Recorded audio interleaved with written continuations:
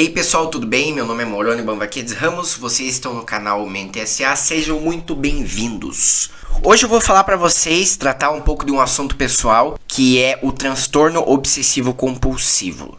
Como é ter o transtorno obsessivo compulsivo? Para aqueles que não sabem, sim, eu tenho TOC e vou falar para vocês um pouco sobre como é ter esse transtorno. Antes de começar, não se esqueça de se inscrever no canal, de dar o like ou dislike, de ativar o sininho, porque esse é apenas um dos primeiros vídeos que eu vou estar falando de experiências pessoais e mais pra frente eu vou estar falando mais de outras coisas que eu passei na minha vida, não só sobre as questões com as drogas, mas também com o TOC e outras coisas. Quando a gente pesquisa no Google TOC, transtorno obsessivo compulsivo, o que é, a gente vê a seguinte definição: pensamentos excessivos, obsessões, que levam a comportamentos repetitivos, compulsões. Então, a gente vê aqui que os pensamentos excessivos são as obsessões, né?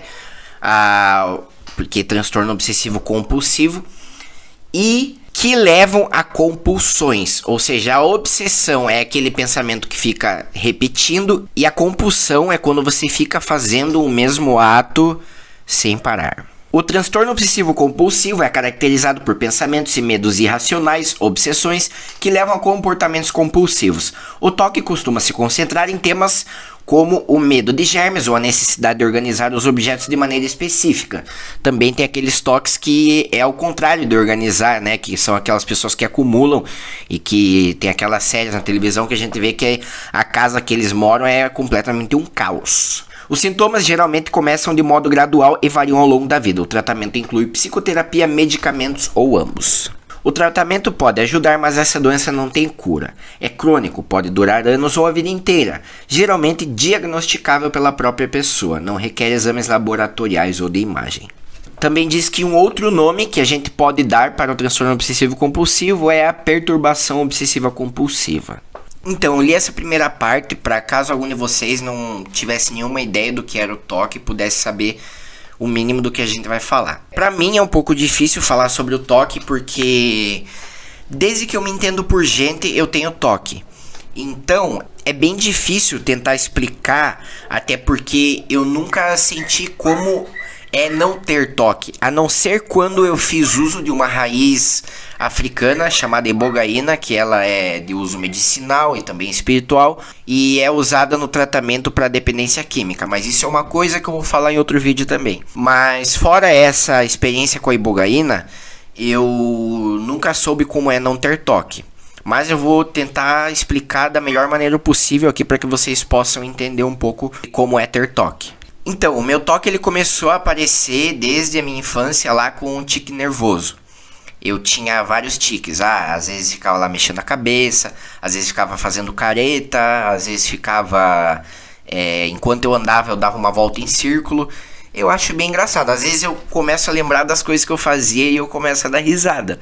Porque querendo ou não é engraçado quando você vê uma pessoa aleatória fazendo uma coisa do tipo, né? Enfim, e aí depois começou a evoluir para uma parte mais de rituais. Ritual é tipo...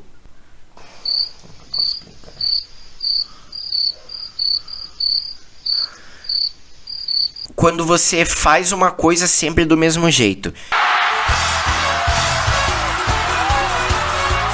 Tipo, eu vou colocar o tênis. Primeiro eu coloco o tênis esquerdo, depois o direito, depois eu amarro o esquerdo e eu amarro o direito. E se eu não fizer dentro dessa sequência,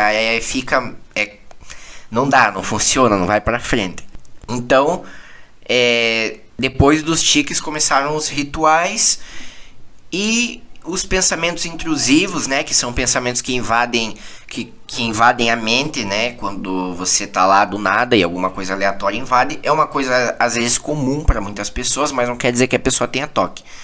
Muitas pessoas que têm mania acham que tem TOC. Eu vejo bastante na internet, fulano tem TOC, eu acho que eu tenho TOC porque eu sei lá, eu sempre faço uma coisa de tal jeito.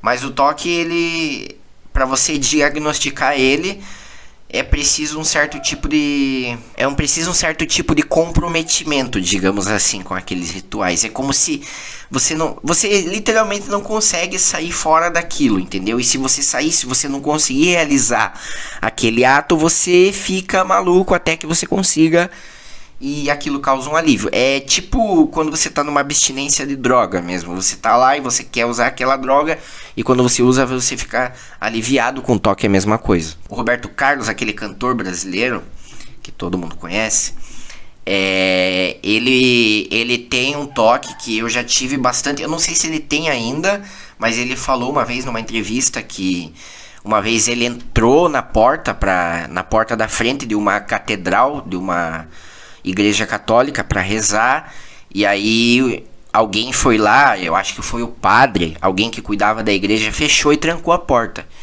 E daí só tinha a porta da saída, a porta lateral. E ele foi, conversou e pediu para que ele pudesse sair pela mesma porta que ele tinha entrado. E aquele rapaz que cuidava da igreja falou que não tinha como abrir mais por causa do horário e tal. E aí aconteceu que ele saiu pela porta lateral. E ele esperou até o outro dia para que ele pudesse entrar pela porta lateral que ele tinha saído e pudesse sair pela porta que ele tinha entrado primeiro, entenderam? Então eu já tive esse toque. Sempre, por exemplo, no supermercado você tem aquelas várias daquelas tipo paredes assim, que é pra ver se você não roubou ou coisa do tipo.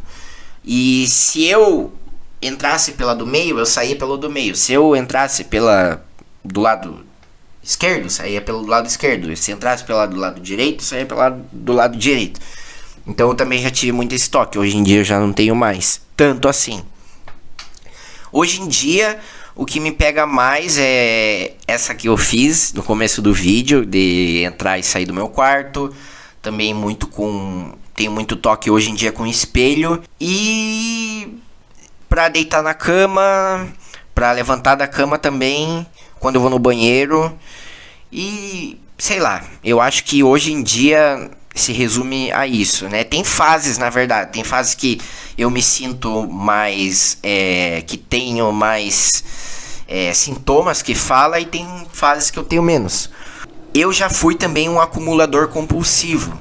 Eu não cheguei naquele nível daquelas pessoas que a gente vê na televisão, porque eu consegui tratar isso e parar com isso. Mas em cima do meu guarda-roupa era cheio de lixo e tralha, qualquer coisa. Eu não jogava nada fora, nada, absolutamente nada, nenhum papel de bala. Então ficava cheio de coisa lá. E aí depois eu conversei com o médico que eu ia na época, e eu comecei a tomar uns remédios, e eu fui e tratei pesado em cima disso e consegui me livrar disso. Eu ainda guardo algumas tralhas, principalmente da missão que eu fiz, né, lá em Pernambuco, mas isso daí é mais por recordação mesmo, um lixão que eu tenho. Eu não sei porque os tiques nervosos que eu tinha diminuíram e mudou para essa questão de rituais e pensamentos e coisas repetitivas, mas é uma coisa que aconteceu. E também eu vejo que na verdade hoje em dia eu tenho mais tiques involuntários, né? Eu comecei esse canal aqui semana passada, e quando eu tava editando os vídeos eu via que eu tinha bastante movimentos que eu fazia e tal, com meu, tipo, com a minha boca, com o meu olho, com o meu nariz, que eu nem sinto que eu faço, na verdade. Então também tem isso. Antigamente eu tinha bastante vergonha disso, e só que hoje em dia eu não ligo não. Quando as pessoas perguntam eu falo, e é isso, né?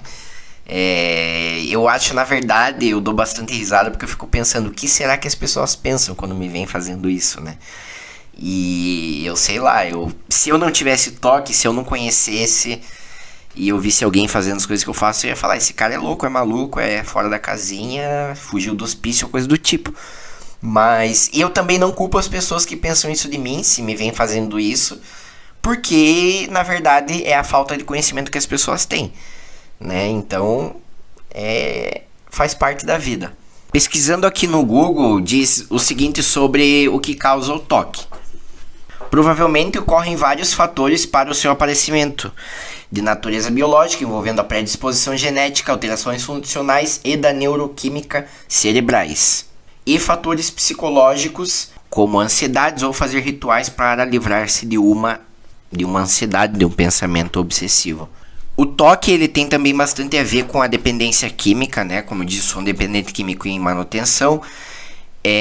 Então o toque ele tá bem ligado à dependência química, né? Porque Existem algumas pessoas que experimentam drogas e acabam não ficando viciadas. Eu, a primeira vez que experimentei ali, foi amor à primeira vista. E também tem a ver com o toque, porque é obsessão e compulsão, né? Ficava sempre pensando quando ia usar a droga de novo e ficava sempre, até quando tava usando, pensando quando ia usar de novo. Então, uma obsessão e compulsão bem grande.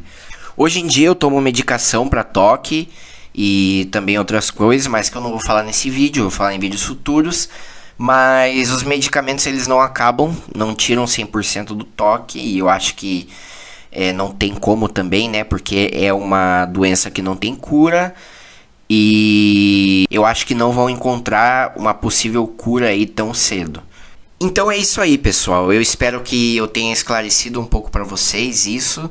Se vocês não sabiam nada sobre o toque. Eu vou fazer mais vídeos no futuro falando sobre coisas sobre mim e relacionadas à mente humana e à minha dependência química. Deem o like se vocês gostaram, dislike se não gostaram, se inscrevam, comentem se vocês tiverem alguma pergunta, alguma dúvida, até porque é normal que as pessoas tenham dúvidas sobre isso. E muito obrigado por assistirem, até mais.